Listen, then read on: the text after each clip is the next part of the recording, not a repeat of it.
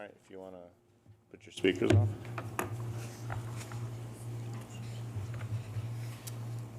Okay, I'd like to call to order the meeting for the Board of Education special meeting on November 11th at 7 p.m. And if we can get, Any of the students who are here, would you like to come up and join us and lead us in the Pledge of Allegiance for Veterans Day?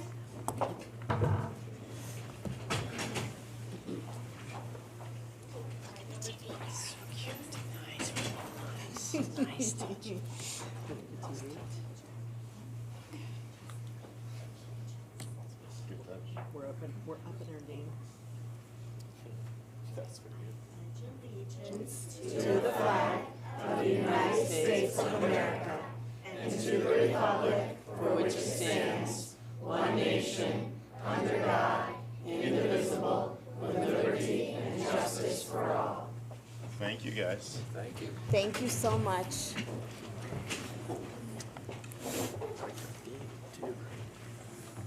All right, roll call. Joseph Santoro here. Christine Rylander. Frank Oliveri. Shane Centrella. Kurt Warner. Julie Luby. Nora Mukarski. Eleanor Bishop. Carol Kiak. Okay, moving on, approval of the minutes, or approval of the agenda. Do we want to add anything to the agenda? Oh, actually. No? because Okay, it's a special meeting. agenda. All right, Actually perfect. All right, makes it easy. All right. On to item 3, student showcase.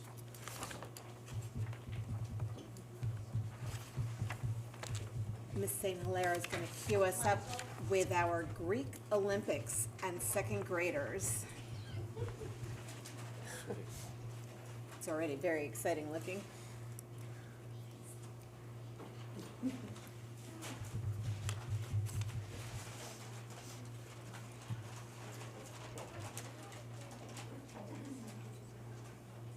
Thank you, Barb.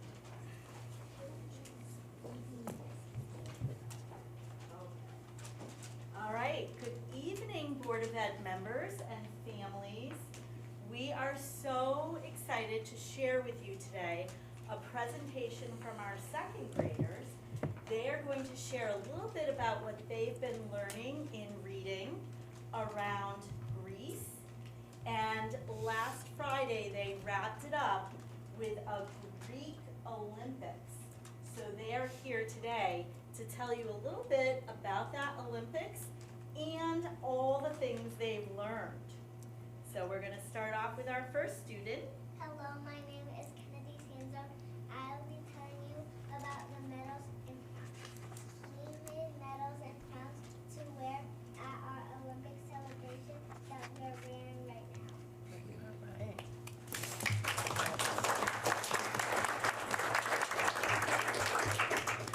Hello, my name is Cooper Archer. I'm going to tell you about the flag.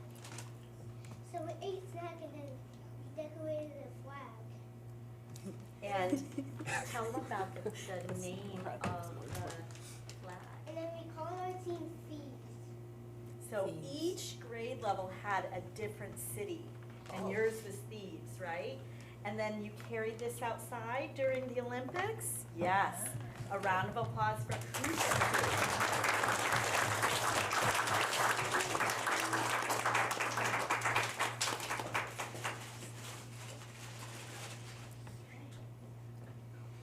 So, my name is Michael Bordenau. I will be telling you about our Olympic games we have been playing. On Friday, we played 5 different games, and I will be telling you 3 today. And first, I'm going to tell you about javelin throwing. We took a pool noodle and pretended it was a spear, and we threw it, and whoever got it the farthest won that little round.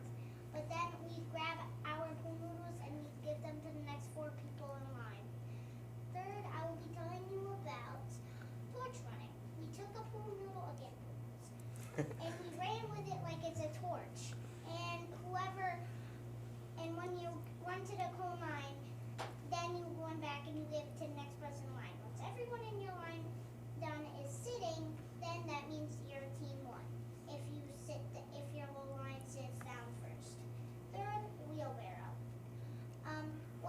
did wheelbarrow was we took two people partnered up, and then one person put their hands on the ground, and then they put their feet up, and then the other one that they partnered with holds the other person's feet, and they go to the cones, and they will switch, and they'll keep rotating.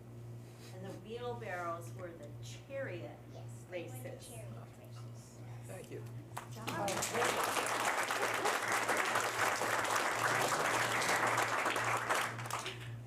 Hi, my name is Lillian Wozniak. I'm going to be telling you about what we learned. Athena gave people in Olive Tree, the people named the town Athens. Alexander the Great conquered a lot of land.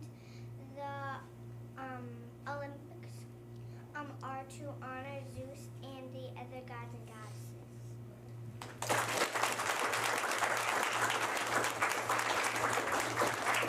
I just want to add that the teachers put so much into this unit and what the children were learning, and to have this wonderful celebration on Friday, you had to see the excitement from all the kids. And secondly, I just want to say, and I'm sure everyone in here can appreciate how difficult it can be to speak in front of a group, and these children did an amazing job. They did.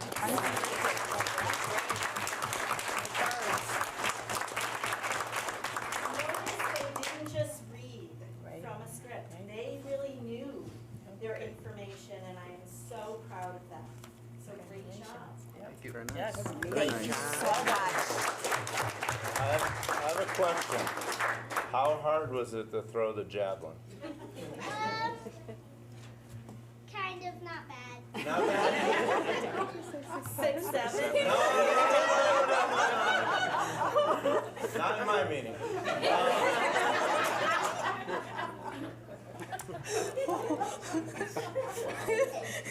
Thank you, guys. I appreciate it very much. Thank you.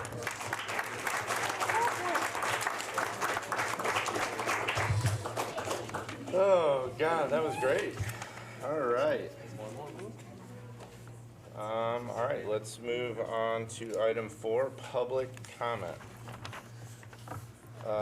The Winchester Board of Education welcomes you to its business meeting. There are 2 opportunities to set aside to hear comments from the public. We welcome and encourage public participation as a valued part of communicating input with the Winchester Board of Education. We appreciate your adherence to the following. Complete the requested information on the sign-in sheet if you wish to speak. Your name, address, and email, which is right up on the table. State your name and address when called upon to speak. And you will have allotted 3 minutes to share your comments. Please be advised that it is not the practice of the Board of Education to engage in dialogue regarding commentary. The superintendent of schools will be directed by the chairperson to prepare an appropriate response in a timely manner. We appreciate your time and thoughtful commentary. Does anyone wish to speak? Does anyone wish to speak? Does anyone wish to speak? All right, seeing that no one would like to speak, we will move on to item 5. Approval of minutes. All right. So, the first order is the minutes of the Board of Ed meeting on October 14th of 2025. You can only vote on You were minutes here. of meetings you You were here, attended. right, so we have Yes. to abstain. You would abstain.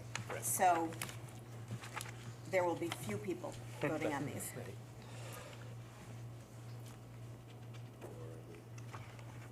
Does anyone make a motion to approve? Do we have a second?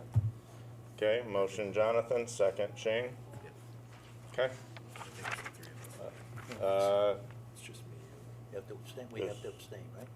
You have to abstain. Abstain, so. All right. Everyone? We We should have- have 3 yeses. 3 yeses. We have, the rest are abstentions. 6 abstentions. 306. Perfect. Okay. All right, on to, Next is negotiating committee minutes. negotiating committee meeting on October 28th. Looks Two like, of you. there's just you and Jonathan. All right, Jonathan, would you like to approve the minutes? I would, motion made. I will second it. Vote on the approval. 207. We're gonna have a lot of these. All right, Budget and Finance Committee meeting on October 28th.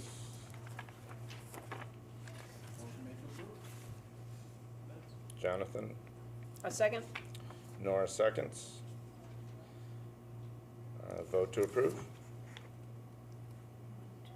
You are not there? All right. 306.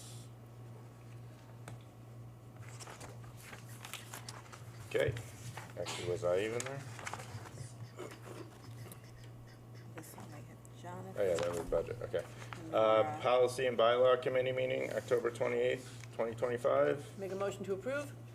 Nora, Jonathan, and I think it's only you two. All right, 207. All right.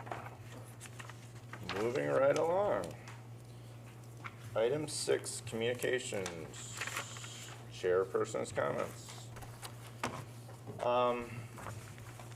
I'd like to thank everyone here.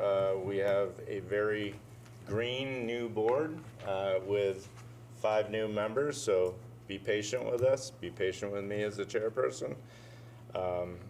But congratulations to everyone that was voted in. Carol, Eleanor, Christine, Frank, Joe, congratulations. Thank you. Welcome to the board. Thank you. It's a pleasure. Thank you. And I just want to thank Nora as our outgoing chair. I have big shoes to fill. Hopefully I can fill those in a manner that's fitting for the chairperson, so thank you for that. All right. That is it. All right.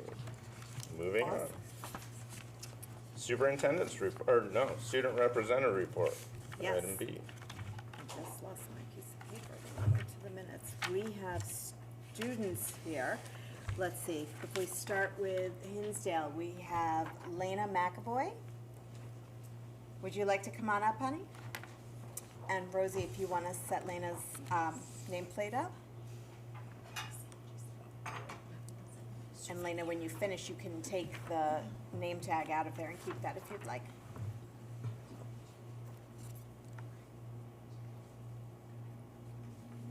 Hello, my name is Lena. I'm in 2nd grade. I'm going to share something neat that is happening at Hinsdale. Our students had an exciting time learning about fire safety where there were local firefighters during the fire prevention day. From exploring the fire truck to practicing safety tips, it was a memorable and educational experience for everyone. Our elementary students and community came together for a festive fall harvest parade earlier this month.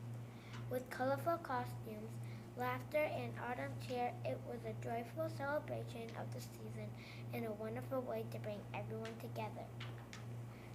Grade level happenings. In pre-K, students are learning about body parts and what helps them grow. Kindergarteners are excited to start reading stories. They can tell who's in the story, where it happens, and what is happening. In 1st grade, they are reading fairy tales and folk tales. 1st graders know all of the story elements. In 2nd grade, we are learning how to write and edit stories. We know the elements of a good story. One thing I like to see happen at Hinsdale is for more students to help the kindness crew spread positivity and do kind acts of service. Thank you for having me.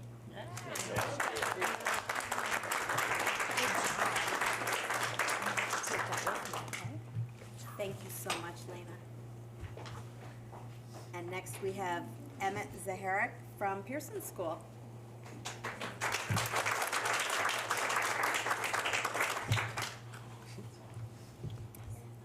switch out, oh, we did, we switched Yep. the name too, excellent. Hello, my name is Emmett Zaharik. I am in 3rd grade. Today, we honored veterans at a Veterans Day ceremony. We are celebrating kindness this week. Each day, we have a kindness theme. Today, we wore red, white, and blue for veterans. We are doing shout-outs where students and teachers give shout-outs to each other, and they are on the bulletin board in the hallway. In 3rd grade in math, we are working on give and take subtraction strategies. In language arts, we are learning about the human body. We are learning about the systems, bones, muscles, nerves, and organs.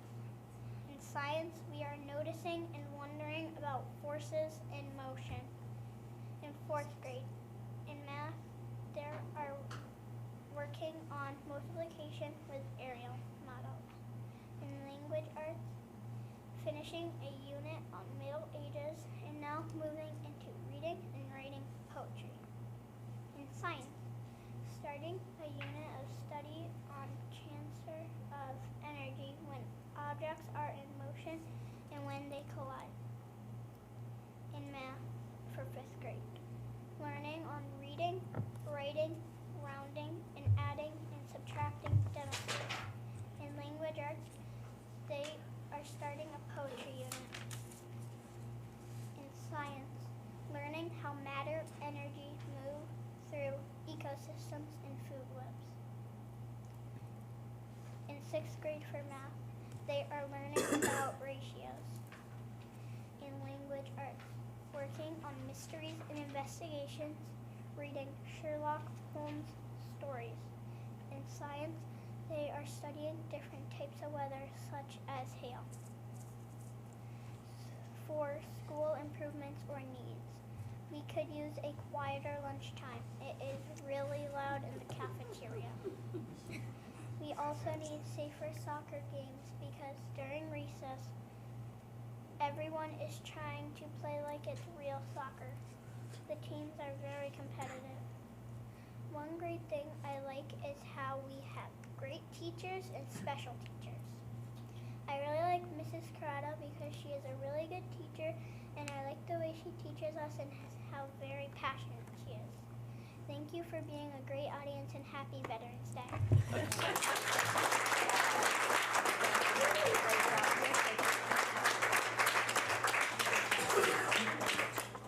Thank you, Emmett. Thank you, both of you.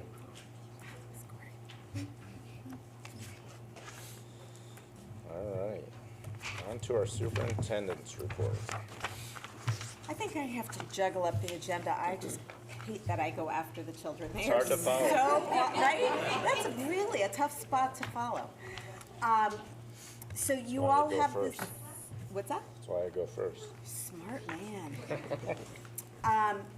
You all have the report written, so I won't spend too much time on any one item, but I'm going to highlight a few things for you. I'll tell you, we had recently our Election Day, Professional Learning Day, which was a huge success. We surveyed staff at the end of the day because we're really being mindful about making sure we're providing meaningful staff development.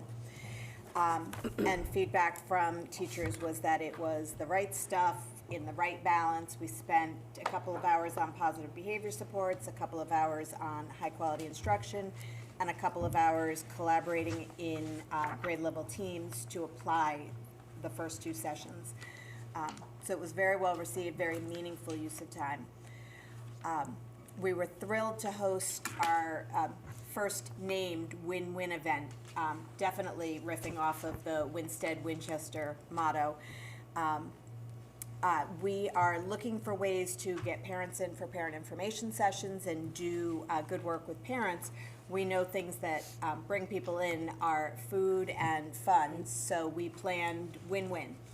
The kids did a pumpkin craft and ate pizza, and the parents attended an internet safety program. We had roughly 50 parents in the parent session, and I think 60 students. huge improvement over the last time we had tried to launch the same presenter a few years back. So we were thrilled with the turnout for that.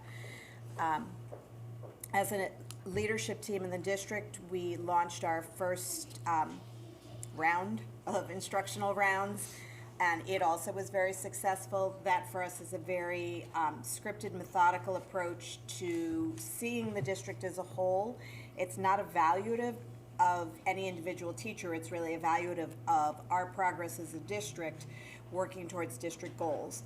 So we got a group together with administrators and teachers and visited all of the grade level classrooms as well as all of the morning meetings, looking through the lens of positive behavior supports and school climate.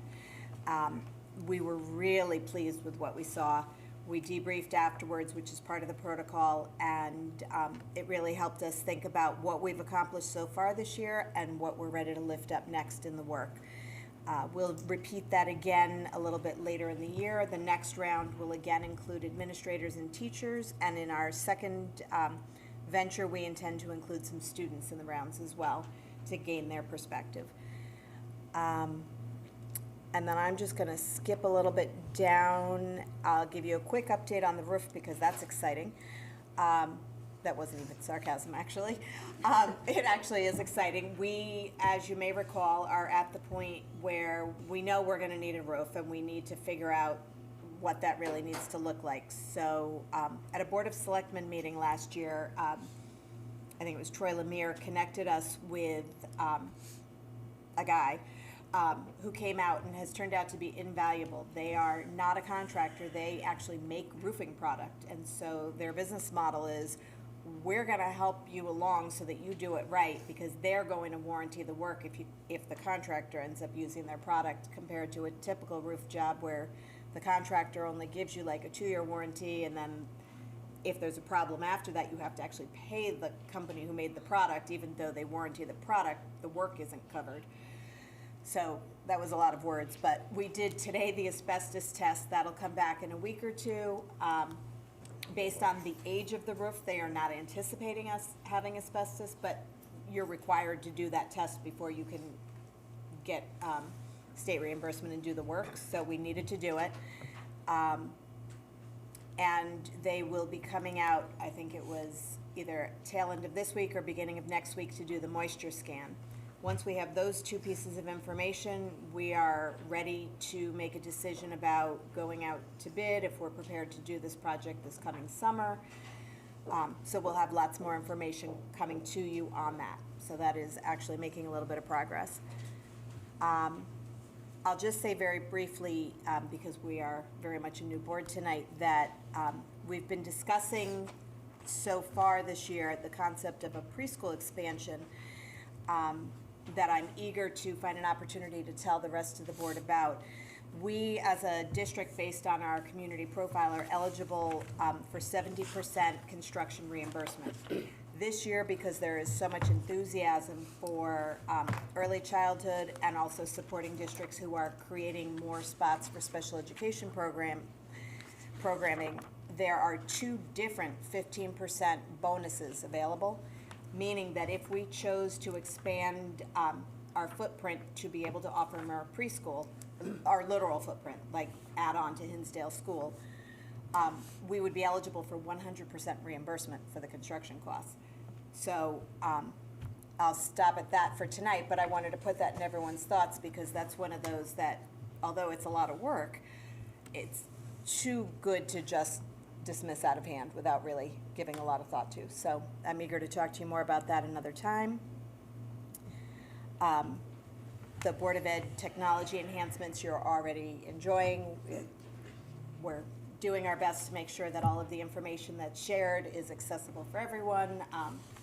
So we're very glad to have Matthew Morgado supporting us with the technology. He's doing a great job. We hired our own BCBA. That's kind of big news because that's really hard to do, and he started yesterday. Today's Tuesday still. And all of our certified positions are filled, so we're very excited about that. We are beginning the process of seeking accreditation for our preschool. that is an onerous process, but one that we welcome because self-reflection is great. God bless you. So we're working on learning more and more about the NIAC standards. Preschool accreditation is a lot like a NEASC accreditation. There's standards, you compare yourself to them, they come in, they do an evaluation. So we're launching that process, and the preschool team could not have been more enthusiastic about participating in that. P&Z reached out and asked that I come to one of their meetings and talk about space in our schools. My understanding is that they're considering developments around town, and they wanted to know what happens if we build all these housing startups, and where will the kids go? So we talked about what space is available in the schools. We are partnering with Northwest Community College. They have an early childhood program, and we are partnering with them in lots of ways, but an interesting one is that we're considering how we might create a lab site classroom at Hinsdale School so that their students are working actively and on an ongoing basis with our classroom. And we've been partnering also with AMP a whole bunch. So, and I'll just highlight again to the board that this Thursday at 6, we're meeting in the Pearson, we can meet right in the front foyer for what has been duly noticed as a board meeting, but we'll start with a walkthrough of Pearson so that as we're going into the budget process and doing capital planning, you've sort of had a chance to look under the hood, so to say, and see some of the things that need to be done at Pearson School. Whether you're a new board member or not a new board member, I would encourage you to come. We have Nick Caruso doing our training. He's fabulous. And it would be a nice opportunity for you as a full board just to all be together, even though it's not necessarily new information. Although with 2 hours, I'm sure he'll say something you haven't heard him say before. What time is that again? What time was 6. it? 6 o'clock, 6 to 8. 8:30. 8:30. So 6 to 6:30 is the walkthrough, and then Nick will take the No problem. 6:30 to Thank you. 8:30. If we let him, he'd go straight through till midnight. He loves to talk. He's very funny. I loves- can tell you it will be enjoyable, and I will bring candy, Bring Jonathan, coffee if you'll come. He loves Winston too. Yes, and he does love us. I think he said it will be his 52nd Busy. time coming to town. It's not a good thing, but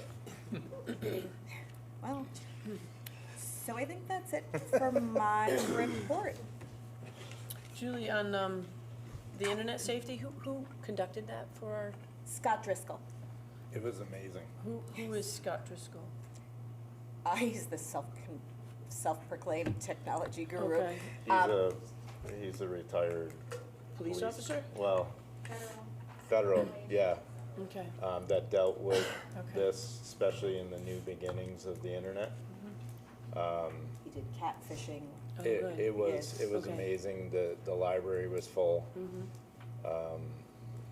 I tried to work in the parents to join the PTA. I don't know how well that went, but no, it was a great informative. His name is in my phone. He's a resource. He told the parents, if you have questions, if you need me, call me. So he's great. Could I just ask a question? On your first item, you were talking about the preschool enhancement, the 100% reimbursement, but that doesn't include the interest. The interest is on the town, right? Exactly. That there is a short list of non-reimbursable items. So we would have to bond for, at least as, you don't necessarily have to bond 100% of the price, because you know you're getting so much Right. of it back, but you need to have enough cash flow to pay Right. as you go. The interest is not reimbursable. If you do change orders, sometimes you can get yourself in trouble with those. Right. For the most part, just about everything else is reimbursable. Thank you. And the other piece is there's also Early Start and Smart Start funding out there for the staffing of those classrooms. So it isn't just build it and now you Right. gotta add a teacher. It's actually, we may be able to fund the teacher through grant money as well. Okay, thank you. On your instructional rounds, we once talked about this once before. Sometimes it's really insightful for the Board of Ed members to come in to instructional rounds. Are you thinking about that? Because I know you were talking about iterations, admin, teachers, students. What's your thoughts on that? So I don't know that we would bring the entire board because that Right. would just be unwieldy and, Yeah. and it is during the workday. But I think that it would be a lovely idea to include one board member in the rounds that we do, or alternately, if there's something that the board wants to do as a group that's different than the instructional rounds that we do as a group, I could create a different structure for board members. How often do you do those? These are 3 times a year, because Okay. they're sort of dipstick opportunities Yep. where we're waiting to see progress with the work that we're doing. Okay. The next one, I think, is February. Mm. And I think it would absolutely be fine to include a board member who could It would sort be of report eye-opening back. for the board member to see what everyone goes through in those buildings on a daily basis. When the time gets a little bit closer, I'll share the date and time with the board and see if you all want to select someone to participate. I would love that.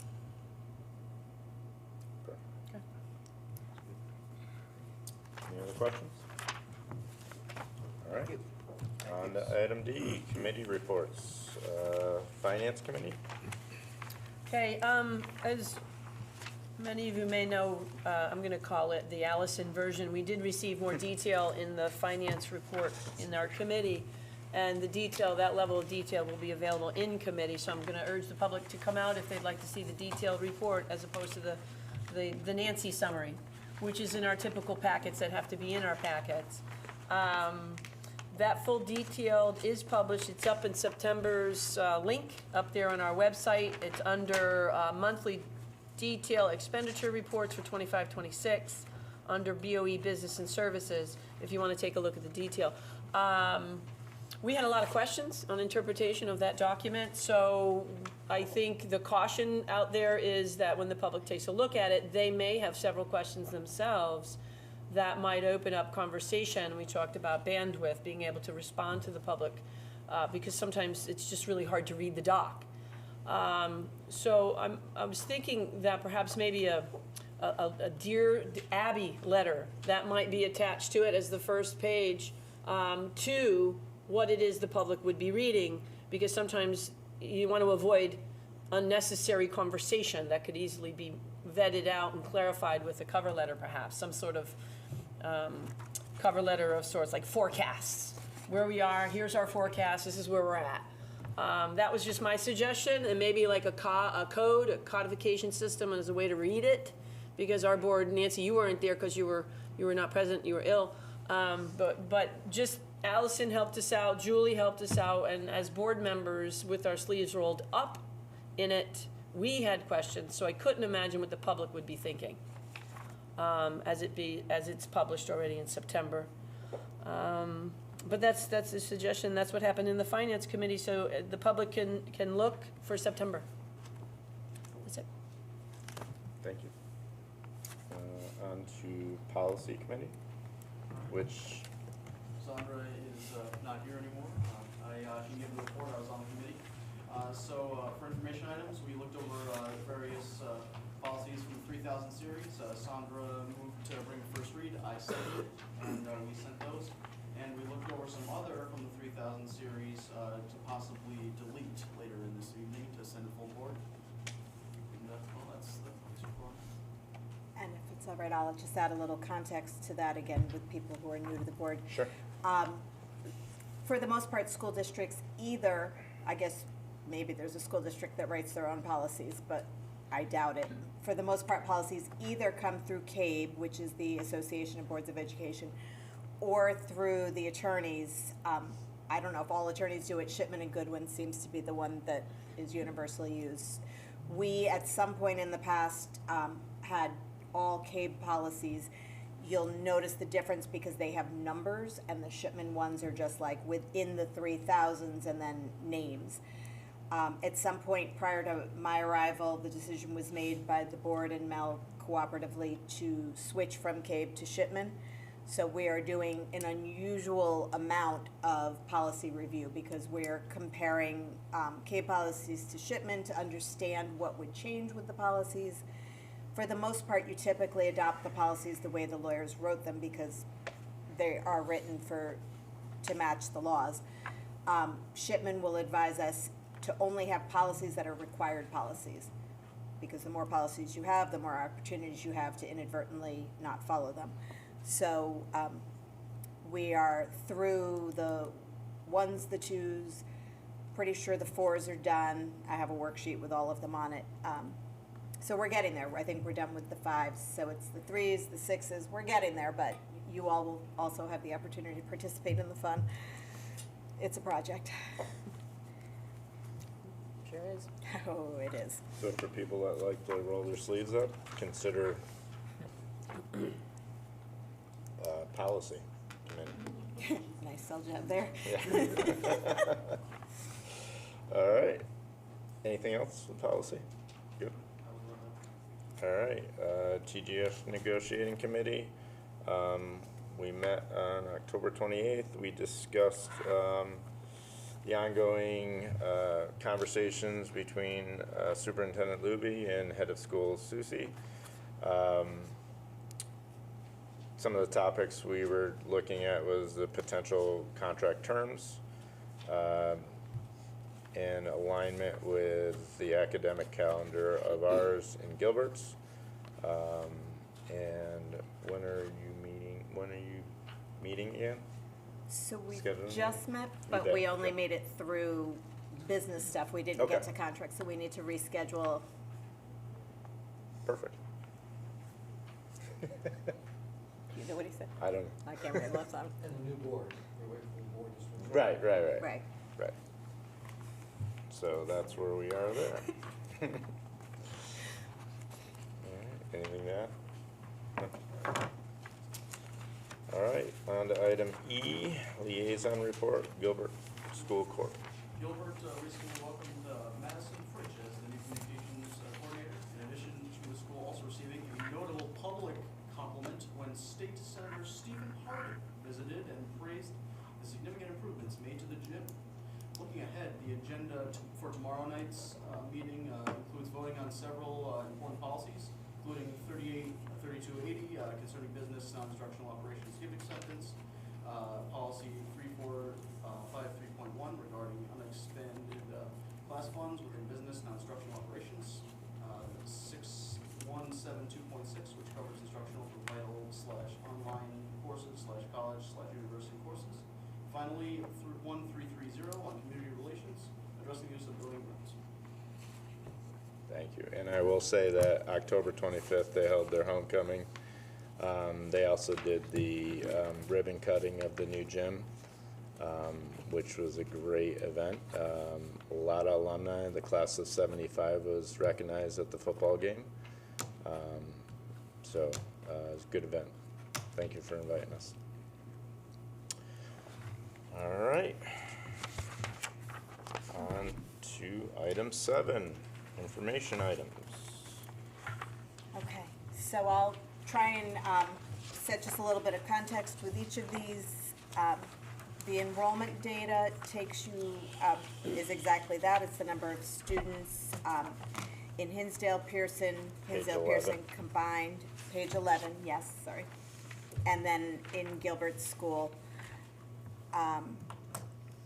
you'll always see the previous month, the current enrollment, as well as the opening enrollment by whole buildings at the top, and then by grade level, you'll just see where we started and where we are, and it just gives us the opportunity to keep an eye out if there were any significant swings in any direction. As you can see on here, there are no significant swings, so it's very natural to expect, you know, a couple people move in, a couple people move out.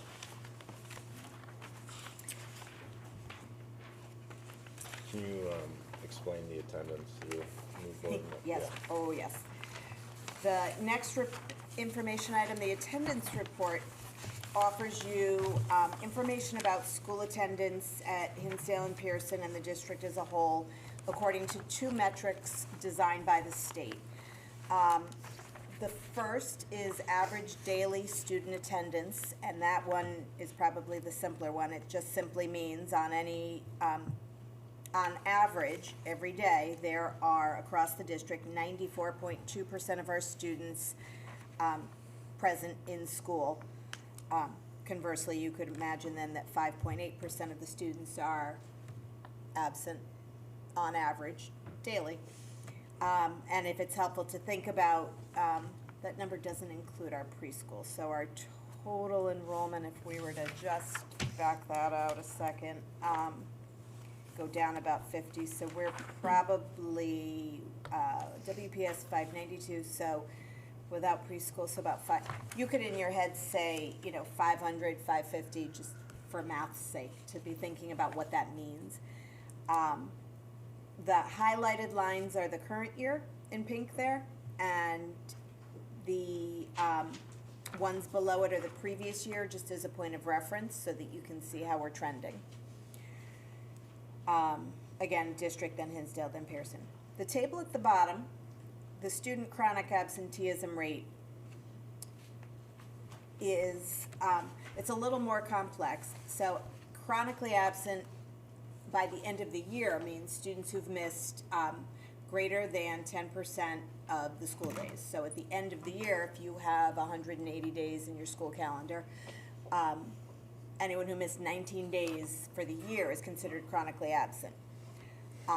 In a month that has only 17 days, and by days we mean school days, of course, if you have 17 school days and someone misses 2, which is not hard to imagine, I mean, if you get yourself any kind of anything these days, you're going to be sick for a couple days. If you miss 2 days, you are considered chronically absent in that month. So it's a touchy indicator, if you will, like it pops up, it pops down, and over time it levels out a bit, but you'll see. Volatile. Well said, yes, it is volatile. So we've referenced at the top there, we added in at some point for your reference the number of days in the month, because it just helps you sort of remember how many days it would take to be considered chronically absent in that month. And we're watching this closely. We do have district and school goals around student attendance. One of the things that you'll hear more about when we meet and get a chance to go through the district performance report, the accountability report, is that at one point last year we thought our attendance was atrocious, and we learned over the summer when we were doing like really deep dive analysis that something was set up incorrectly in PowerSchool, and then was being utilized for things that it didn't encompass, and so our data was skewed. And so the data you have here is correct, but if you have it in your head from ever hearing at a previous meeting that we had a really high chronic absenteeism rate, we did, but we actually didn't. We are past the point where we're able to correct that with the state, so our metrics with the state will reflect a poor attendance rate, much worse than it actually is. So though, we are very sensitive to it, if you will, and took a good hard look, because you'll see now when you look at this month, Hinsdale had a particularly high percent of students, almost 1/4 of the kiddos missed at least 3 days. So both principals. October, you're talking about October? Is that not what I Yes. said? I'm sorry. Oh, I didn't know what Well, month. this one, yeah. This month. October, you're October, referring to yeah. October, okay. Yep, the most current month. Yeah. So both principals pulled out some data to just take a look. And again, there are things we do proactively to improve student attendance. For example, putting in the morning meeting, all the positive behavior supports, trying to make sure that kids value being in school and want to be there. We've also added in, we always had perfect attendance, but we've added in like most improved attendance and other things to kind of lift that up. But we also don't want kids coming to school if they're really ill, so there's a balance with that. So after looking at it, Hinsdale is probably 2 leading contributors to the data. One is illness, which probably comes as no surprise, between COVID, the flu, hand, foot, mouth, a lot of illnesses. And then the other big factor is families taking extended vacations. And that was true at both schools. Also at Pearson, although the indicator was less, we took a look there as well. And again, viral illnesses, fever, gastrointestinal, and family vacation were the 2 leading causes of absences.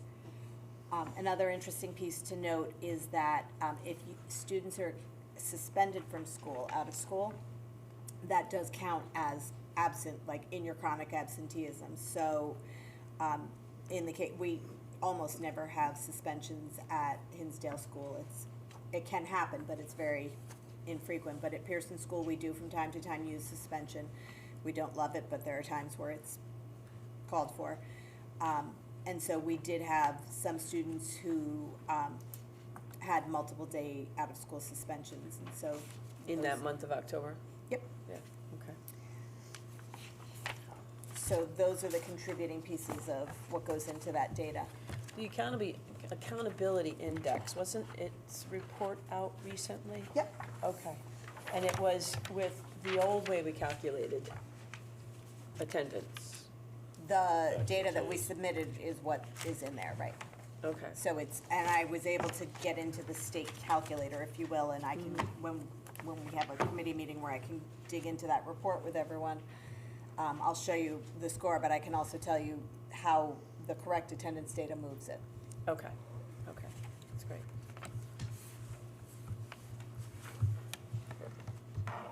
Just on September's data, is that reflecting the change in which we've calculated? Yeah. In other words, the, This is all accurate. yes, as of the change, right? Or no, you've changed it and you went back to August. This year's data has always been correct. Okay. It's the previous Last year's year's, data. okay, Right. We discovered this before school started this year, gotcha. because we were making proactive attempts to anticipate students who had been chronically absent last year. And when we started 24, 25. digging into that, we realized that students who left school early were being marked absent. We thought they were being marked early dismissal, but that was being counted as an absence In 24, 25. in 24-25, Okay. which had been put in motion the previous year. So September looks really good. Well, there were 3 days. Yeah, okay. I'm sorry, September. September looks really good. Yes, we're trending, and again, the data on this sheet is last year's data that ended pretty well for us. Last year, by the end of the year, we had 9% chronic absenteeism. The gold standard is get yourself to 5. Yep. You're always gonna have some. I mean, there's just no avoiding it. So,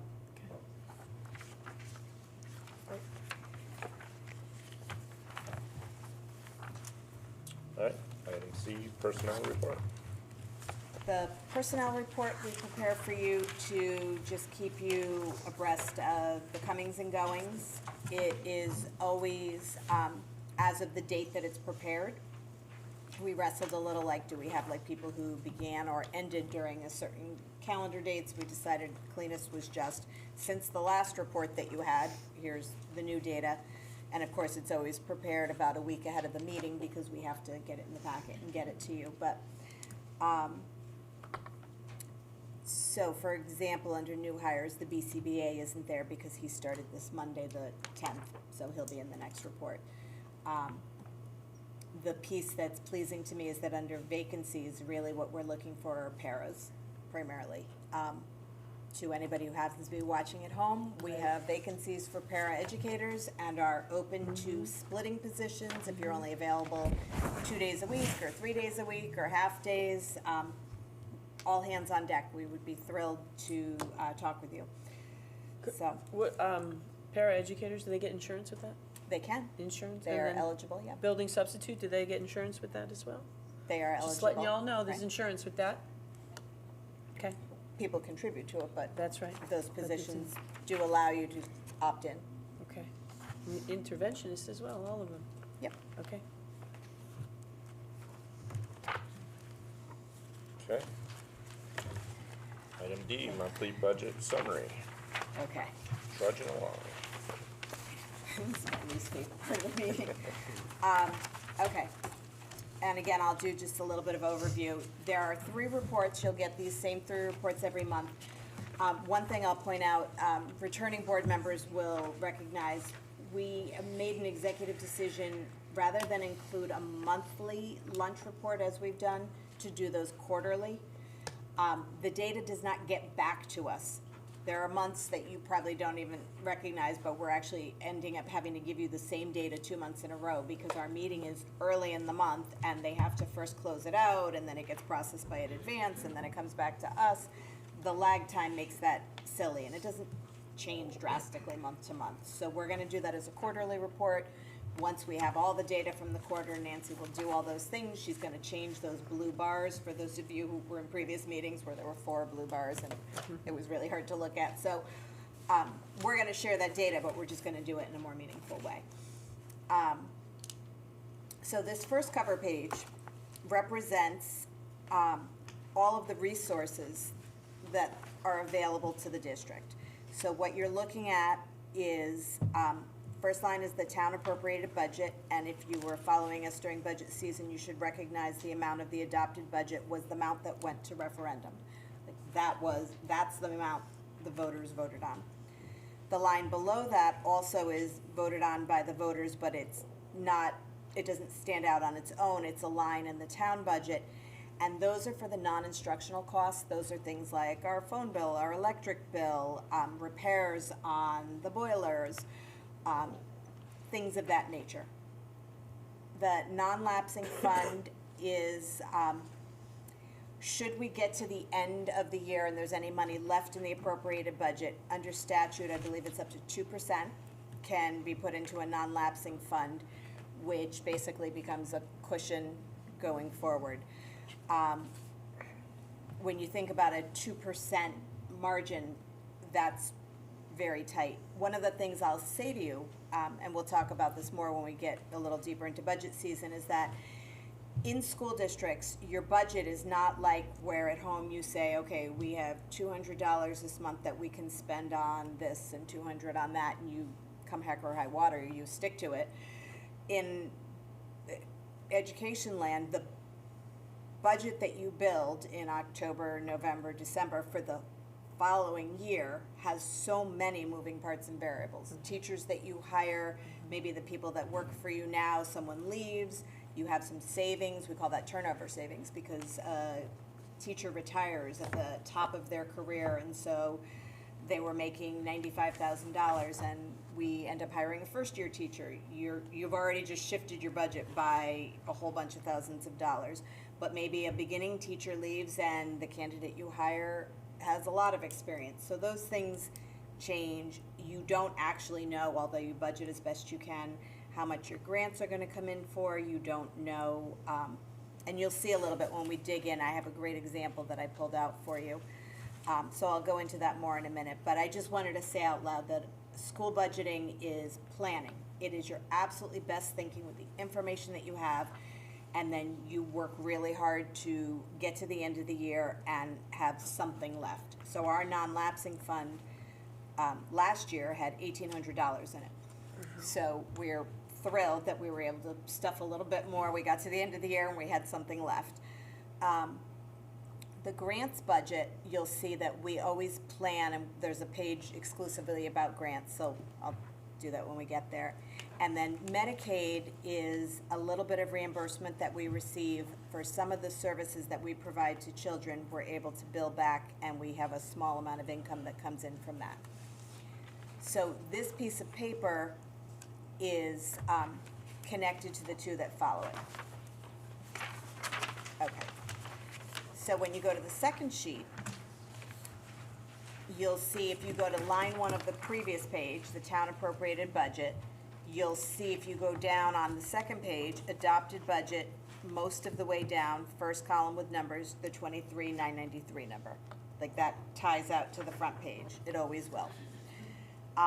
You'll see below that the non-lapsing fund and the town support are also being tracked out on here.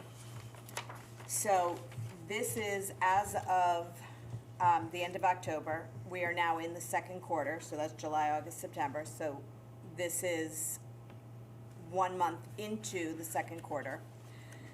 As you look across, you see what was in the appropriated budget, the adopted budget. You see last month what we thought we would have left at the end of the year and what we think now. You'll see how much went out the door this month. You'll see how much has gone out the door so far this year, expended year to date. I'm just working my way across.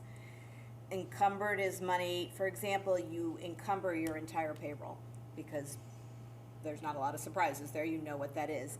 If someone leaves, their encumbrance is canceled and the new person hired we make a new encumbrance. So that number will move little bits here and there, but largely you're encumbering to pay the people that we've hired.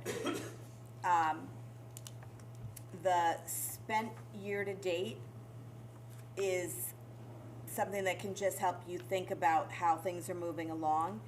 Different lines move at different rates. For example, your supply line, you would expect to move a lot up front because you typically, as you get towards the end of the school year, you get your orders ready to go out July 1 new budget. So you do a lot of ordering. You need your math workbooks, you need all your rulers and smartboard markers and all that stuff. You need that stuff up front. You order your copy paper, so you spend that more quickly than some of the other lines that go more piece by piece. If a school year is 10 months, September, October, July, August, September, October, we're actually by middle of November, you're a quarter of the way through the 10 months of the school year. So to be at 23% year-to-date on wages makes sense, because there are some people who get paid in the summer, year-round employees, so that's tracking on. When you get to the projected adjustments, this is the part, I'll say this, and I don't even mean to sound facetious, but this is the magic of having a director of business and operations who's a financial person. This is where Nancy is able to say, so I know what's encumbered, and I know what's still out there that hasn't been encumbered. I know what's coming down the pike, and that's her saying, these are things that I think are gonna happen, and then she's projecting a year-end balance. So I'm gonna use an example. I'll show you, for example, which thing do I wanna draw your attention to? There were a few. So for example, property services in the 400 line. That line is paying for the Chromebooks that we got. We have money for those in a different line under supplies, or equipment and software actually, right? Equipment and software. We originally budgeted that in equipment and software. But because we did it as a lease, which got us a much more favorable program, that line is reflecting that because it's actually less than we intended to spend, but it's in that line instead. The line above, the professional technical services, as an example, we, in our budget, intended to hire, well, we had a speech and language pathologist that we paid, whose salary originally was planned for in the wages line. We were unable to hire someone directly, and we had to hire someone through an agency. We contract for that person. So that's a, Money moved over. I'm sorry?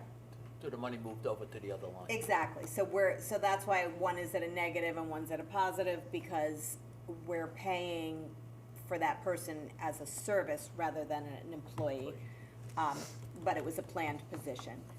Our pupil transportation line, you'll see, is running over what we expected to spend. About 60,000 of that is McKinney-Vento, which is the laws around homelessness. We did not budget a lot of money there. We don't have a lot of history on our McKinney-Vento spending because it changed drastically. McKinney-Vento now requires that if we have a student who attended school here and then became homeless and is attending somewhere else, whether they're attending somewhere else or they're living somewhere else, right? So let's imagine you lived in Winstead, you've become homeless, you are now camped out on the couch, they call it doubled up, in Waterbury. We have to pay half the cost of bringing you back here for school. In the past, it was like one of the two districts paid. The state has stepped in and said, nope, you actually have to split that. So we're paying about $60,000 we anticipate this year for McKinney-Vento. And our special education transportation is coming in about $180,000 more than we had originally planned for. So I'm gonna draw your attention, well, I'll wait till I get to the next page and I'll come back to the 486.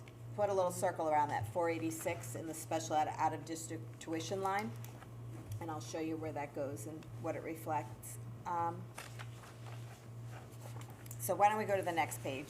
I'm happy to take your questions, but I feel like on this first run through, maybe just, I'm gonna keep going until you shout at me. No, okay. This next page is the grant budget.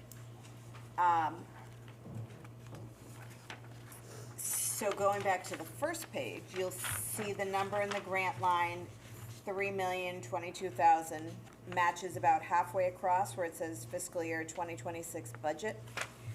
What I'll say to you is, that is the budget that we ended up with, not the budget that we knew about when we built our district budget last fall. Because all you can do when you're building your budget is work on the current year's allocations, because federal grants, which everything above the, see how the page has about halfway down a darker line? Everything above are federal grants, everything below are state and local grants. So as an example, your IDA grant, your Title I grant, Title II, Title III, Title IV, they're usually similar amounts year to year, but they fluctuate. So you do the best you can, you budget it based on the previous year, and then you cross your fingers that they go up and down. So as a great example, you'll see that IDA went down about $15,000. If you see the first two lines there, 343 last year, the carryover means it's the previous year's grant. This year, 328 went down about 15, but then the Title I went up about 15. And so those are the kinds of things like, you know, keeps us up night, but oftentimes they come out in the wash, and so those worked out well that way. The other thing I'll explain to you tonight, and then again as many times as I need to before I understand it well enough, but grants, some of the grants are one-year grants. You get an amount, they expect you to spend it that year. Some of the grants are two-year grants. So what we do with two-year grants, which is why you see the carryover lines, in the course of a year, we basically spend the full grant. But what we do is we each year spend a little bit of the old grant and a little bit of the new grant. It's the same amount of money. What that does is provide a safety net that, gosh forbid, something crazy ever happens, you could spend the carryover money and all of this year. You'd be in big trouble the following year. But it just is like a little insurance policy that says we're spending the full grant, but we're spending it out of two places each year, which is completely allowable and really smart financial practice. So again, the whole top half of the page is federal.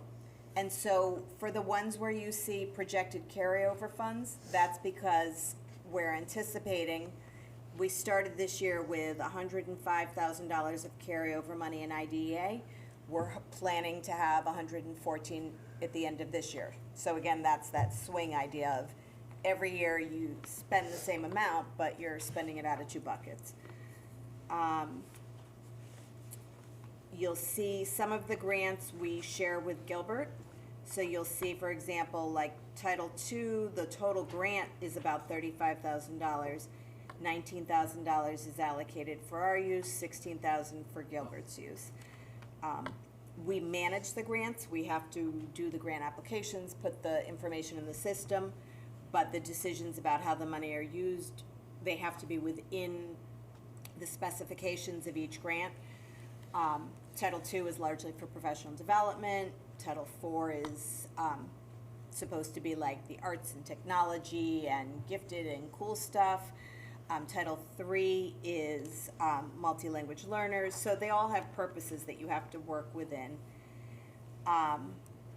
Okay, so look down on the bottom half of the page and look for line 656, excess cost grant, special education. See that 486 number? So on the previous page, I think I said, go ahead and circle that 486. Those two true up. And that 486 on the previous page is in the projected adjustment amount. The way excess cost works is this. The state says, hey, Winchester, you spend $24,000 a student, or whatever our per pupil number is. If you spend more than 4.5 times that amount on any one student, we'll give you some of that back. So, and our percentage on that, every year it goes to the legislator, and it, again, that's another one of those moving targets. It's usually around 60, 65%, but you never really know for sure. So when we build our budget, we figure out what it's gonna cost to educate all the kids. And then for any student who would hit that threshold, we reduce it by the 60% of what we would get, the 60% we would get back from the state.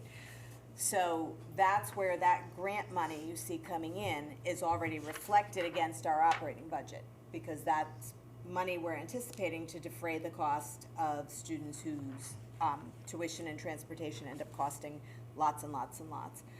And that's exclusively, it doesn't have to be exclusively for students who are in outplacements, but from a realistic standpoint, it typically is, because 4.5 times you're at 100,000 plus.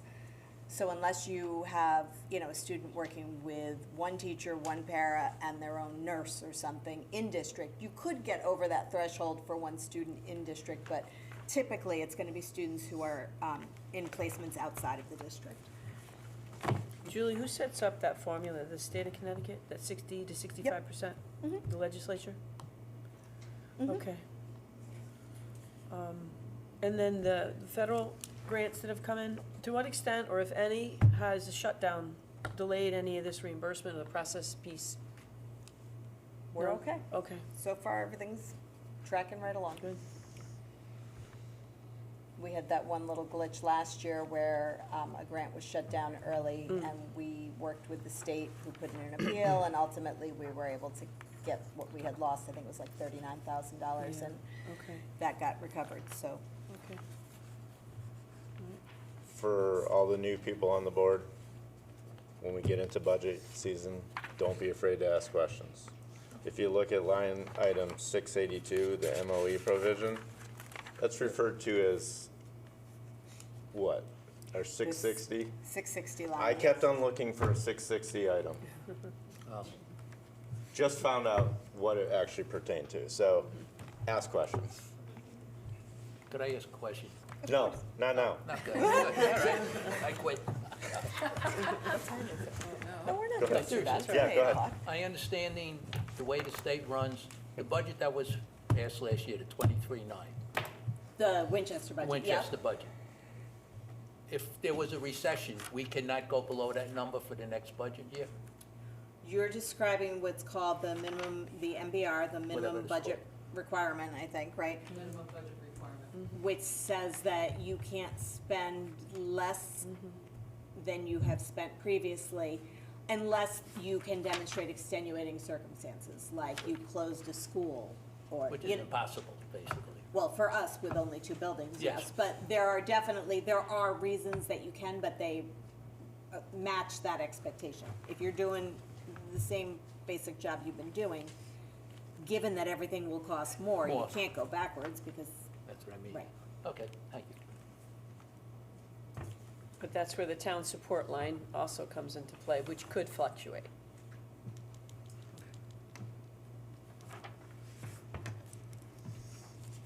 Any other questions? You'll get a deeper dive of this once we get into the budget season, so buckle up. All right, on to item E, school climate committee update. I am very excited to introduce to you tonight. You'll see you do have one handout in your packet that accompanies the ladies' presentation.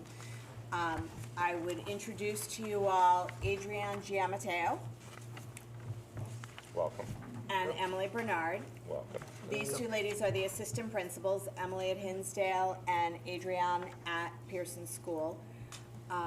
And they have been doing a beautiful job taking leadership in the climate work that we're doing, specifically heading up the climate committee. As you've probably heard us say at some point, there was a whole lot of changes in the legislation, which in some ways precipitated some of the things we did, like putting a new policy in place, but also it was work that we chose to undertake anyway. So I'll stop talking, and the ladies have a presentation. You'll see it on all the TVs, and you have a handout in your packet as well. Well, first off, we just want to say thank you for having us here so we can talk about the School Climate Committee, and a big welcome to the new board members and Yes. hello to the returning board members. We're excited to have you guys join us and engage in this work with us and all the great work that's happening at Winchester Public Schools. So the School Climate Committee, as Julie had mentioned, was established due to changes in the legislation and also to comply with our school climate policy. So something that the School Climate Committee is doing is ensuring that all our community members are represented. Parents, students, they are part of that committee. And we're really trying to empower all of our community members to contribute to a respectful and caring school environment. So as part of our committee, we're tasked with developing, administering, analyzing the school climate survey that's put out. So last year we had developed that survey. We looked at the results, and then that's going to be work that the committee continues with year after year. And as a result of that, those surveys are going to really guide the improvement plan that we're going to be creating and recommend strategies that we can use for our school climate.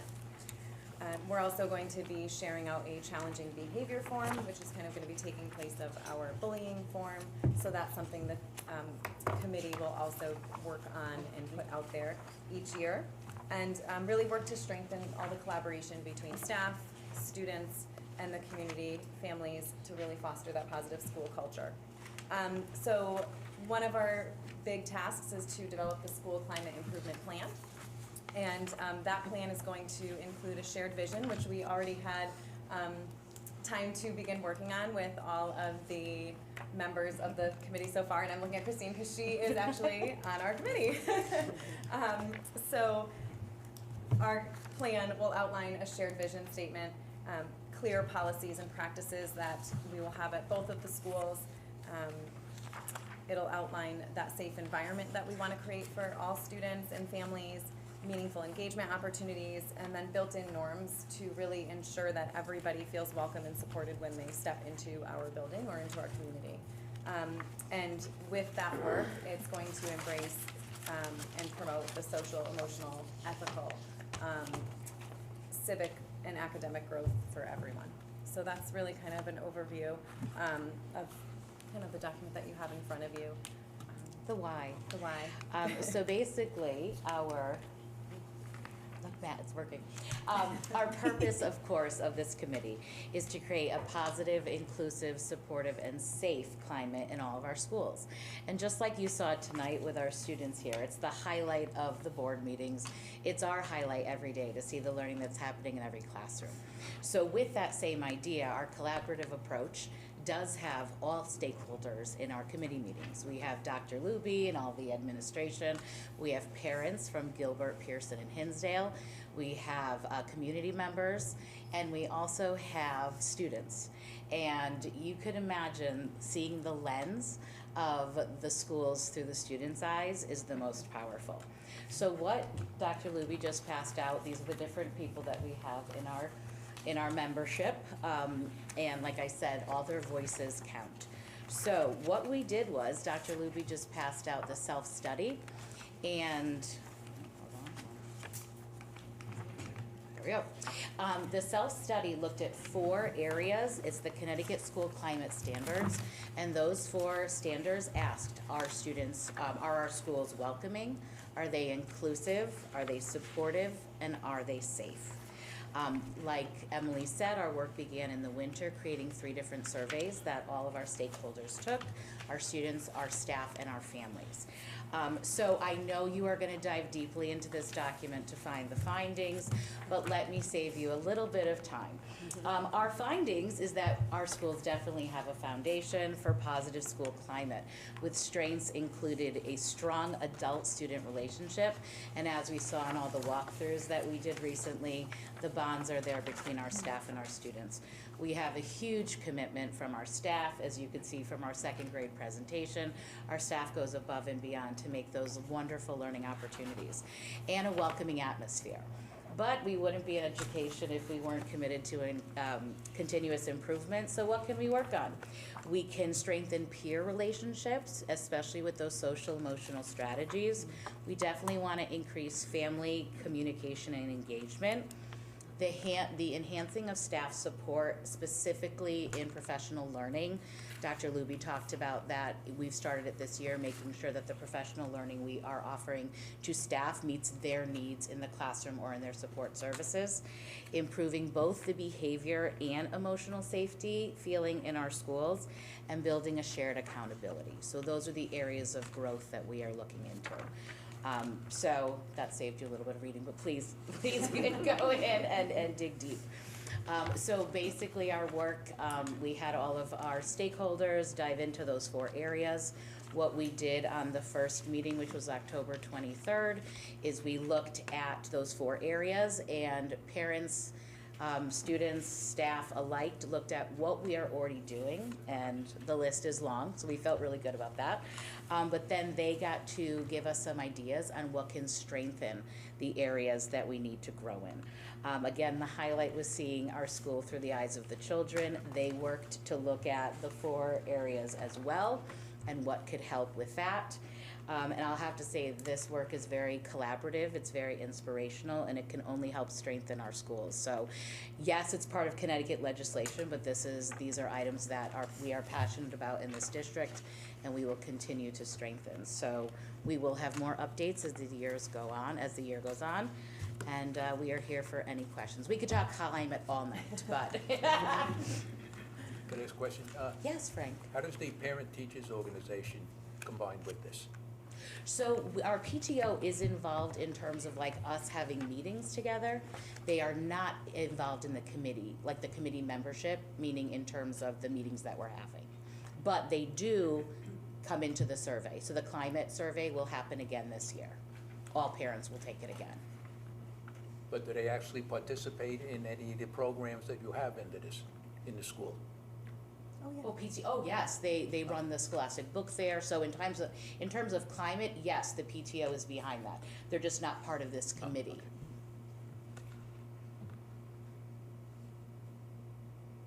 All right, well, thank you.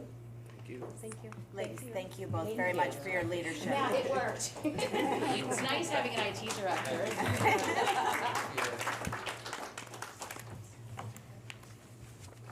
Thank you all.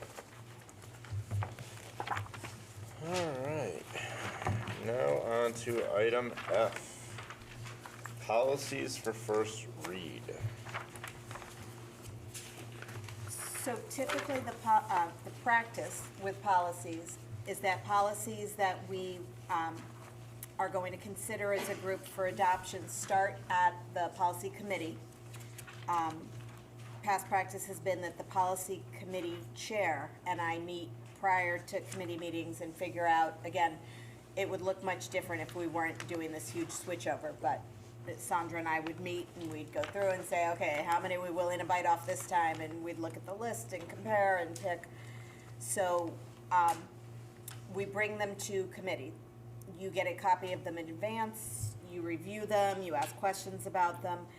Best practice, again, is to not tinker with them because they've been written by the lawyers to comply with the laws, and if we make changes to them, we could be inadvertently making them not compliant. So we have to be cautious. There's been times where we have made modest changes, but we go back and double check with our attorneys and make sure that we're doing it in a way that's safe, if you will. So typically they go to the policy committee, where the committee will, as a group, make a motion to bring them forward to the full board for a first read. If there were a policy, for example, that school climate policy that needed to be in place by July 1, if for some reason we were on our heels and first read was only coming up, you can always make the decision as a board to fast track a policy and just review it once. There's no laws around how many reads it goes to. It's really just a matter of practice, giving you, the community, opportunity to vet it thoroughly. So we put new policies on for first read, unless, again, we need to fast track them. So they're information items, because we're not gonna make any motions or do anything with them. They're just here in case somebody has questions about them. Gives you an opportunity to read it, prepping for the meeting again. assuming everything goes well and someone doesn't say, oh, no, I hate this policy, send it back to committee or something, it would go on next month's agenda for a final read and adoption. Similarly, as we do this, if two policies are redundant, so for example, if a CABE policy and the shipment policy are basically the same thing, we're not also putting the CABE policy on for removal, we're adopting the new policy. But there are many CABE policies that we have that are just obsolete or not supported any longer and not necessary. So as part of the weeding process, I'm also bringing you policies. For example, one of the ones you'll see tonight, like bus drivers, we don't actually employ bus drivers. So, Not anymore. and it's not a required policy, so it's not one we need to carry. So that's an example. So that's kind of the process with these. So these are here in case you have questions or want to discuss. But these are ones that the policy committee looked at last month and suggested. There are 3 here that the board review them and ultimately adopt them. Julie, on page 19, this is just for my own information, that last paragraph on page 19, which is really page 2 of the policy on board budget procedure. Why does the board compile and submit to the exclusive bargaining representative for certified employees? That's Because it's in the represented statute. by- Okay, but do you know the rationale for that? Far be it for me to try and Okay. explain legislative decisions. I got nothing. Yeah, okay. Maybe, well, because it certainly impacts teachers, right? If you, Negotiation? I don't know about negotiation, but if you're trending, you know, I'm thinking about year before last, there was a school district that got to about April and had to lay off like 30 teachers in the middle of a school year because they were, so I think perhaps that keeping track of how money is going, I don't know, Okay, that's all I could think of. okay. And then on page 22, the school activity fund, I'm not sure, you know, some districts have more activity funds than others. I'm not sure about Winchester Public Schools. Oh, Nora, yes, I know where you're headed. Can the accounts of any school activity fund shall be considered in town accounts and shall be audited by the town auditor. Can the town take that money? No. So they are our accounts that we use the same auditor with the town, they audit our books. That's not what I thought you were gonna raise, actually. okay. The part that Nancy and I stewed over is that we have to have someone who's bonded, which is ironic that we can be in charge of a $23 million budget Right. without being bonded, but to have an account that has like $817 in it of Right. money from like A big instrument repairs, now Nancy's gonna go and get bonded. We flipped a coin, she lost, she's getting bonded. Okay. But the accounts of any school activity fund shall be considered town accounts. So if a kid, if a, I don't know, let's just make this up, the Model UN Club raises money, it's a activity fund, does the town, is it able to usurp that? I don't think so. I wouldn't think so. Accounts of And again, them this shall be is audited. directly out of statute. There was nothing about this policy that was choice. We even tried to say, but we're so little, do we really have to do the bonding? And then Well- Shipman said, yep, you do. It's, What do we have typically on activity accounts altogether? I'm sorry? What typically do we have for activity accounts? $5,000 for each school. Okay, yes, It's that's a about max, it. And there may be 3 or 4 checks a year that are written out of those Yeah, yeah, accounts. peanuts, So okay, it's very minimal. Yeah. It's a lot to do about not so much. Can I ask a question? of course. The town has a Department of Recreation. Do we use them? that's the Coordinate? town's, No, I'm saying No? is for recreation for the kids. I mean, I see it at the beach Yes, Park and in Rec summer, and provides but what do we lots. do during the winter? I mean, are they could they be used as part? These activity funds aren't No, those no, kind no, of not the activity. funds, but the activities and use their, and let the department use their funds. They But- do. They run activities in the schools. Oh, they do? Like there's basketball that goes Oh, on and okay. things. This activity fund is more like, if you have a school instrument and you break it, Oh. you write a check. Yeah, Like, right. this isn't activity the way you're thinking about Okay, it. all right, but you do use the compliments sure. of the Department of Recreation? Okay, good. We promote the activities that they sponsor, absolutely. We partner with them.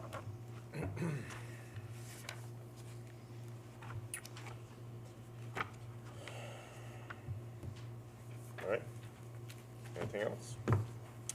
All right, let's move on to item 8, action items. That's a contradiction. Treasurer may expend monies from the school activity only to the extent such as. Do we want to hold? I'm just You're looking at, good? I'm just confused on 22, on page 22. The treasurer may expend monies from the school activity funds only to the extent such expenses are in furtherance of the stated purpose of the activity. So you have the funds because the trumpet broke. The treasurer can only use the funds to fix the trumpet, Right. subject to any restrictions imposed by the superintendent. But yet that last paragraph, the fund shall be considered town accounts. Audited just by so- the town. I think the Well, it idea says there and is shall that, be. Audited. I don't think it says the town can. Well, that's not how. so I'm actually gonna speculate, even though I just said I would never try and explain the statutes, but, you know, when you have a high school, for example, where they have, a marching band and parents Right. boosters and everything else, and next thing you know, you have like an athletic director's secretary with a drawer full of checks Right. that didn't get deposited. This is all about making sure that monies that are collected, cash monies, if you will, literal cash and individual checks, end up in a real bank account that does get audited with oversight. And that's what that is about It's the just town. So they- oversight, auditing oversight. It's not like they own it. Because they're not, I mean, education monies and town monies are exclusively separated.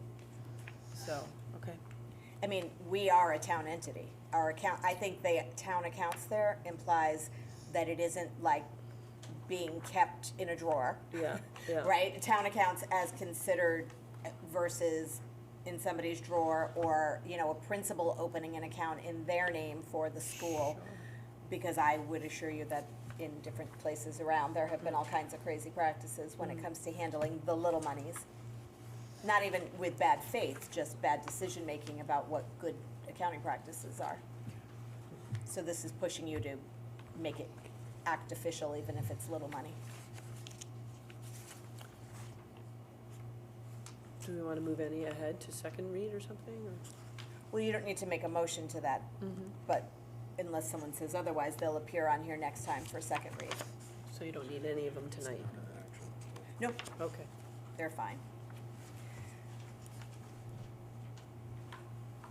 Okay.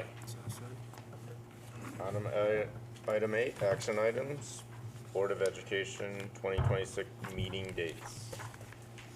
The list that you have in front of you was designed to follow the pattern that we typically meet the second and fourth Tuesdays of every month. We do our regular meetings in this room at 7 PM traditionally, and our committee meetings at 6:30 PM in Hinsdale School. You set these for whatever reason on the calendar year, so the existing board meeting schedule is about to expire. So if you want to keep meeting, we have to approve something. So all of these follow that formation unless there is a note there. So for example. I have a question on January 20th committee meeting. Okay, That's not following the pattern. January 13th and then. yeah, you're right, it isn't. There's probably a reason, and you're right. January, this is for the January coming, so it's January 20th versus the two. Yeah, it should be the 27th. Let's 27th. change that, yep. 27? Probably tomorrow I'll be like, oh, that's why we didn't do that. Well, I But- mean, there was no notation, so I didn't. Yeah, no, it's probably just meant to be the 27th. I got nothing. You're probably 100% right about that. Okay. Which would put it 2 weeks after the regular board meeting, which makes sense. So you'll notice April 7th is in the first week of the month because the second week, although you've not yet approved a calendar for next year, pretty much every district who has is using that second week of the month. Looks like it's April vacation week, so in order to have a meeting, it would be the week earlier. Other than that, the regular meetings all hit on weeks that work. The committee meetings are messier. January 27th, you're 100% correct, February 24th. My recommendation, March 24th, happens to fall on the night that will be the public hearing, the night where the Board of Selectmen and the Board of Selectmen and the Board of Education meet in Pearson School. I have the town's proposed budget calendar that they're drafting, and that's that night. So we could move the committee to a different night, or we could let that be our meeting for that month, at your preference. April, May, we don't typically meet June, July, August for committee. And then what we're running into this year is that the committee meetings are falling like the night before the Thanksgiving break and the night before the Christmas break. So what I'm proposing as we're building the calendar for the 2026 calendar year, that next year at this time, we're looking at doing the November and December committee meetings in the third week of the month, so that they're not on the 22nd and because right now they are kissing the vacation and nobody wants that. September committee is 3 weeks. September 29th? Yeah. That's the fifth Tuesday of the week, of the month? Let's see what we did there. This would be September 2026, right? There are 5 Tuesdays. Yeah. So So that could be the the reasoning. There's 8th 5 Tuesdays. November 17th is the 3rd, December 15th is now the 2nd. So, yeah. It can be the 22nd. We should switch Well- that on here as well. Do we want to do that, or we want to leave it? Doesn't matter. I mean, Tuesdays are Tuesdays, I think. 22nd's my birthday, but. Oh, well, then that must be why we picked the 29th. No, I'm good. I'm fine either way. We could move it back to that week or just put it on the 29th as list. It doesn't matter to me. Do we want to keep in kind of the routine and just do it on the 22nd? I have no preference. I don't either. Okay. So, Let's change that to the 22nd. 22nd.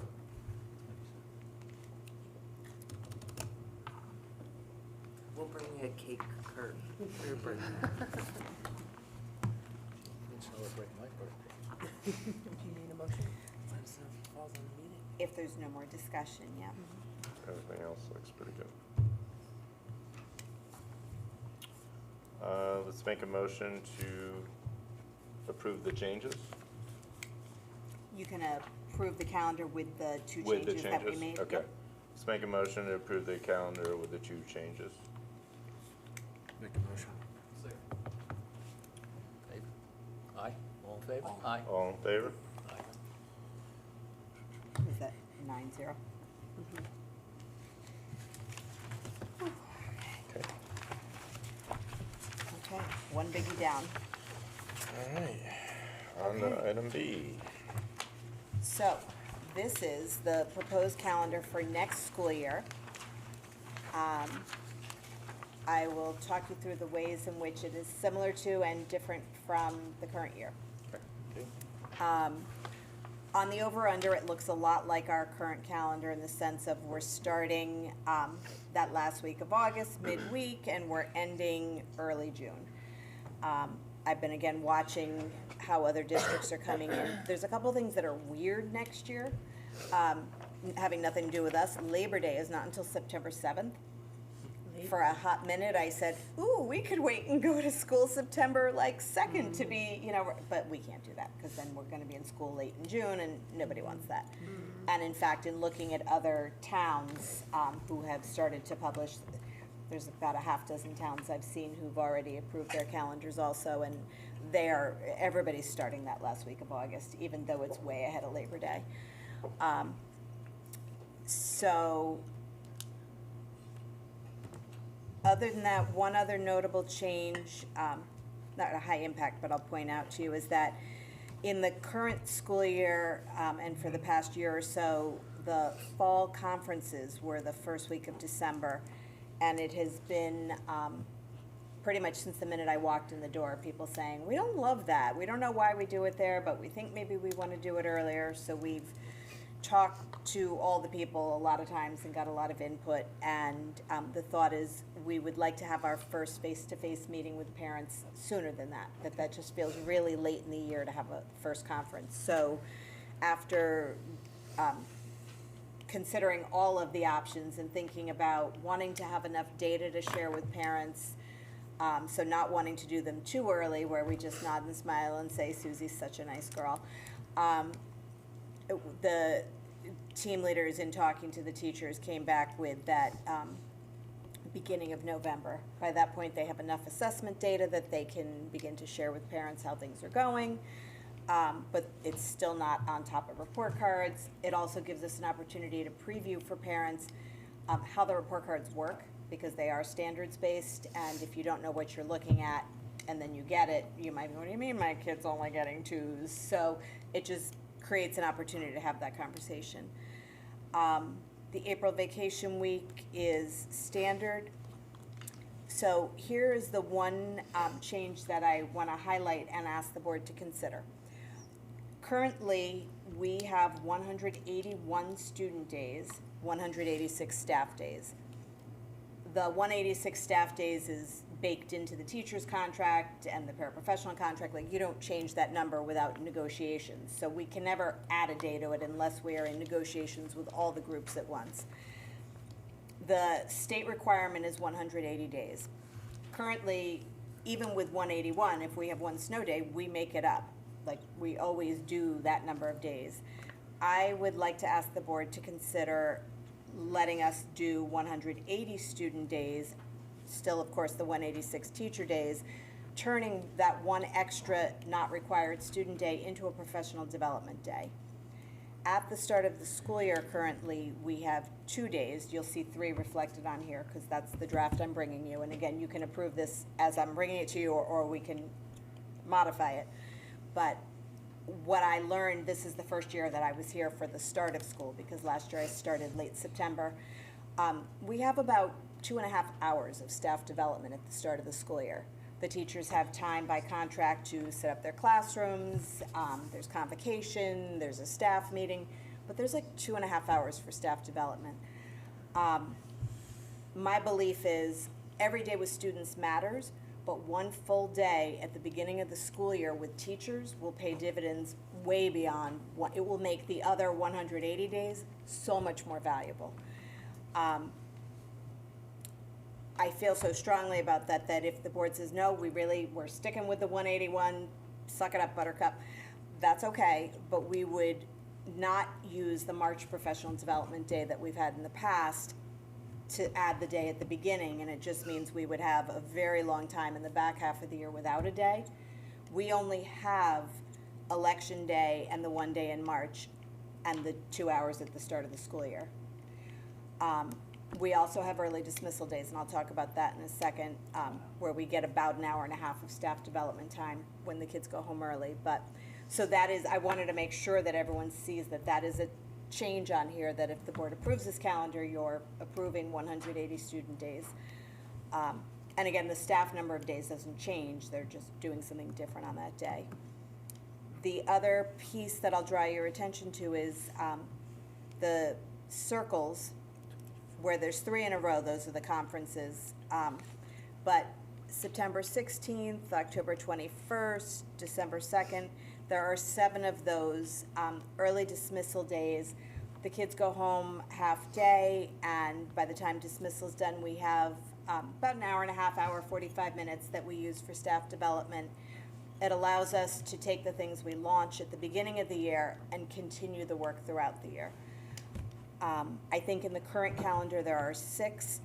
In moving the conferences from December to November, it created an opportunity to put one at the beginning of December.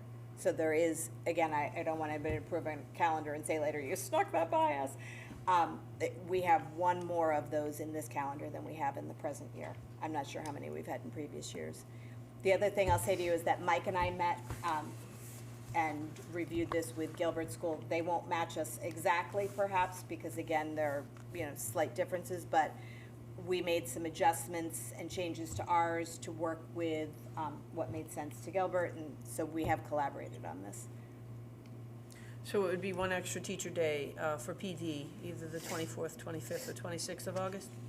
Right, the opening day would still be convocation and whatever, and either the 25th or 26th would be exclusively professional PD. development. So that would give you 3 days, November 3rd, March 25th, and then something in August. Right. Wow, I can't believe you don't have more days than that. I know, most districts have 4, 5, 6 days throughout the year at least for staff development. And again, it's hard because you want the days with kids. I mean, any day a kid's not in school is a missed opportunity, but I do believe that if you don't do that work with the teachers, the value of the days with the kids is less. You do the work with the teachers and then every day is more valuable. So investing in the staff leads to retention as well. People feel competent, they feel supported, they feel like they're working towards something. They say in the HR world, they talk about why people leave jobs and why people stay in jobs. And, large amounts of money, yes, people do leave jobs for large amounts of money, but people don't leave jobs to get a $3,000 raise. They leave jobs because they don't feel like they're part of something. They're not part of a mission and a vision. And so the staff development days, in my eyes, are where you are building that with staff, so. Like the climate culture piece talks about staff, they want relevant PD needed to be effective in their roles. I mean, that I think fits nicely for that. When is kindergarten's first day? Our best thinking right now, given, in the past, we've started kindergarten after Labor Day. Rosie and I have talked a bunch of times, our thought is kindergarten should start with everybody else. We think preschool would probably start a couple of days in because that's just a whole other level of drama, if you will. It's just all those little people who've never been to school before, but the kindergartners, most of them have been to the preschool, they're fine. Okay. So we're excited to just launch K-6 together. So that's new. So that is actually Yeah, new. okay, You're right, I didn't even think to mention that. okay. Perfect. Any questions, any more questions? No, not right now. Do we want to make a motion to approve the school calendar as is? I'll make a motion. Second.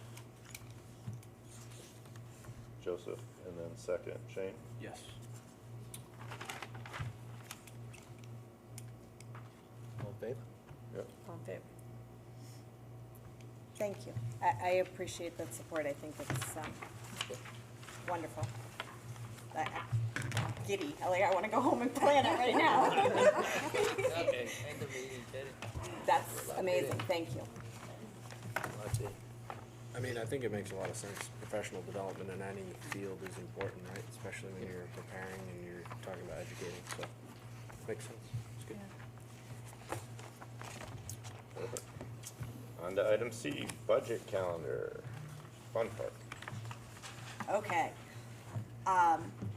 What you have in front of you here is the aspects of the budget process that the Board of Ed has to be present for, if you will. There's lots of other things that go on, meetings with the leadership team.